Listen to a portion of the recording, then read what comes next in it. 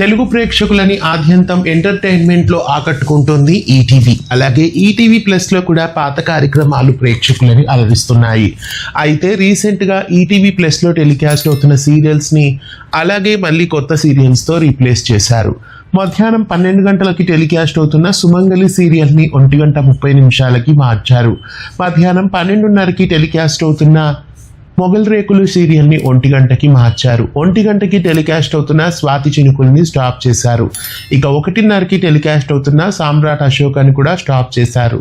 2 గంటలకి టెలికాస్ట్ అవుతున్న మనసు మమత, 2:30కి టెలికాస్ట్ అవుతున్న యమలీల, ఈ 2 సీరియల్స్ ని కూడా మధ్యలోనే ఆపేశారు. 2 గంటలకి శతమానం భవతి, 2:30కి నేను శైలజ సీరియల్స్ ని రీప్లేస్ చేశారు.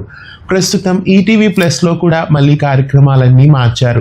ఈటీవీ ప్లస్ లో సీరియల్స్ పాతవి వేస్తున్నప్పటికీ ఏది పూర్తిగా రాదు, అన్నీ మధ్యలోనే ఆగిపోతాయి. యథావిధిగా ఈసారి కూడా అదే జరిగింది.